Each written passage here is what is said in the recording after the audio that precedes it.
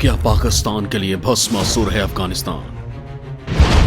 क्या तालिबान कर देगा पाक का खात्मा? क्या तबाह हो रही है पाक की सैन्य चौकियां?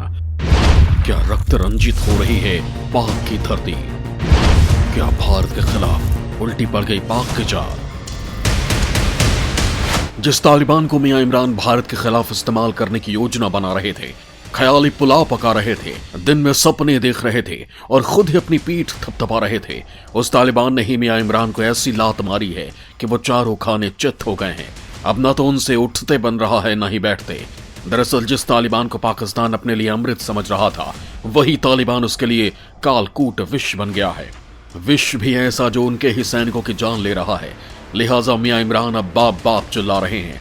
दोस्तों, आखिर ऐसा क्या हो गया है कि पाकिस्तान की चूल्हे हिल गई हैं, उसकी बैंड बज गई है और शहनाई से बेसुरी धुन बज रही है।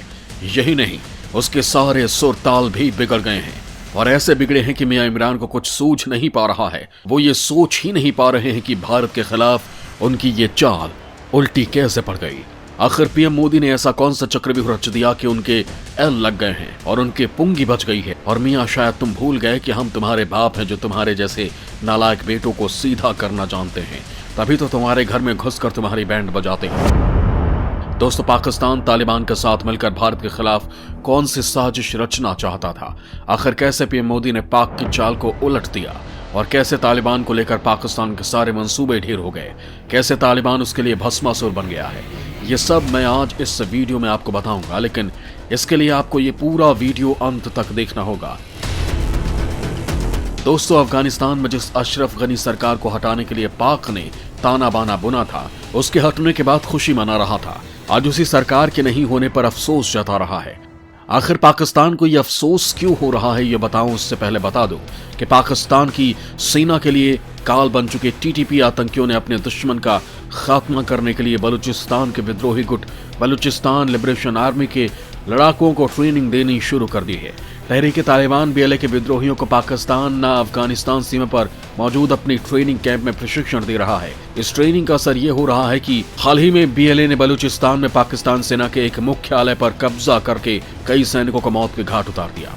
खैबर पख्तूनख्वा प्रांत में सक्रिय टीटीपी के एक आतंकी ने बताया कि इस ट्रेनिंग के बदले बीएलए हमें बलूचिस्तान में घुसकर मदद कर रहा है। आतंकी ने बताया कि जब पाकिस्तानी सेना खैबर पख्तूनख्वा इलाके में आतंकवाद निरोधक अभियान चलाती है तो वो इससे बचकर बलूचिस्तान भाग जाते हैं। दरअसल टीटीपी के आतंकी पाकिस्तान की इमरान खान सरकार को हटाकर उसकी जगह पर एक इस्लामिक शरिया कानून आधारित शासन लागू करना चाहते हैं।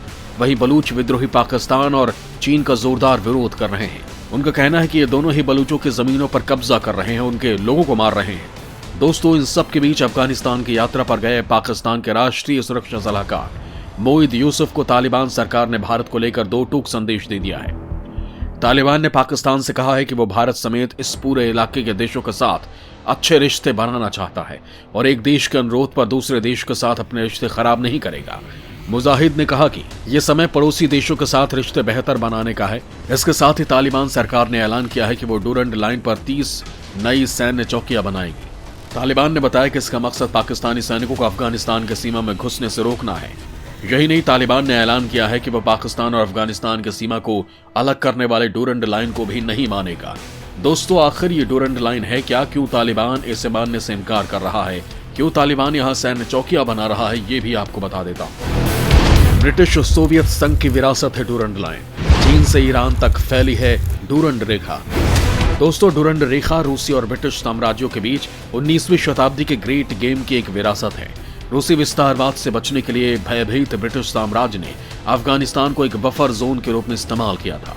12 नवंबर 1893 को British civil servant sir Henry Mortimer Durand और उस समय के अफगान शासक अमीर अब्दुल रहमान के बीच डूरंड रेखा के रूप में समझौता हुआ था। दरअसल दूसरे अफगान युद्ध की समाप्ति के 2 साल बाद 1880 में अब्दुल रहमान अफगानिस्तान के राजा नियुक्त किए गए। इस युद्ध में ब्रिटिश फौज ने अफगानिस्तान साम्राज्य के बहुत बड़े हिस्से पर अपना अधिकार कर लिया था। अब्दुल रहमान को अंग्रेजों ने अपनी इच्छा से राजा बनाया, जिसके बाद 1893 में सर डूरंड के साथ उनके समझौते ने भारत के साथ अफगान सीमा पर उनके और ब्रिटिश भारत के प्रभाव के क्षेत्रों की सीमाओं का निर्धारण किया। तब वर्तमान पाकिस्तान भी भारत में ही शामिल था। 7 खंडों वाले इस समझौते ने तत्कालीन ब्रिटिश भारत और अफगानिस्तान के बीच 2670 किलोमीटर की लाइन को मान्यता दी।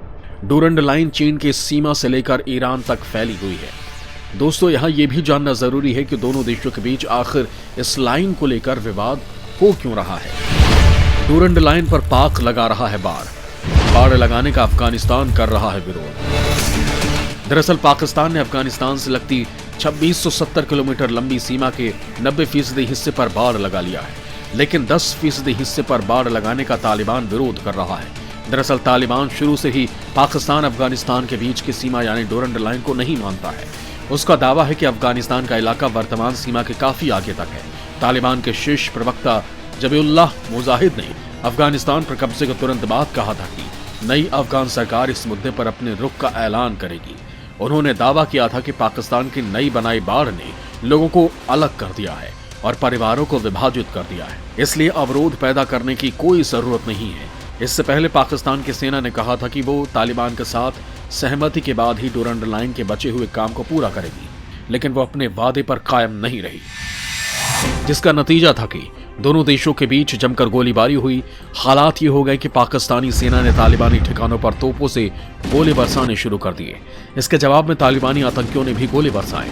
इससे पहले भी कई बार तालिबान और पाकिस्तानी सेना के बीच बाड़ लगाने को लेकर हिंसक झड़प हो चुकी है। दोस्तों, दरअसल बाड़ लगाने को लेकर पाक की सरकार और सेना में मतभेद है।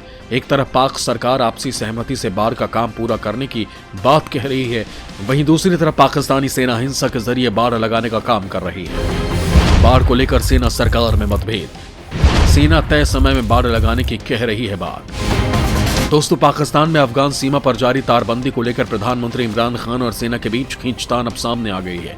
पाकिस्तानी सेना के प्रवक्ता मेजर जनरल बाबर इफ्तिखार ने कहा कि दोनों देशों के लोगों की सुरक्षा के साथ साथ व्यापार को नियंत्रित करने के लिए सीमा पर बाड़ लगाई जा रही है, क्योंकि पाकिस्तान अफगान सीमा पर घुसपैठ और व्यापार को रेगुलेट करने के लिए जरूरी है। पाकिस्तानी प्रवक्ता ने कहा कि इस बाड़ को खड़ा करने में हमारे शहीदों ने खून बहाया था। ये शांति की बाड़ है, इसे समय पर पूरा किया जाएगा। बाड़ लगाने का मतलब लोगों का बंटवारा करना नहीं है, बल्कि उनकी सुरक्षा करना है। इसका मकसद शांति सुनिश्चित करना है, इसलिए ये जारी रहेगा और बाड़ लगाई जाएगी। पाक प्रवक्ता ने दावा किया कि बाड़ लगाने का काम करीब 94% पूरा हो चुका है और बाकी काम भी जल्द ही पूरा कर लिया जाएगा। पाक सेना की तरफ से ऐसा बयान आने के बाद तालिबान ने भी युद्ध की धमकी दी है। एक वायरल वीडियो में तालिबान लड़ाके सीमा पर पाकिस्तान के तारबंदी को उखाड़ते नजर आए थे।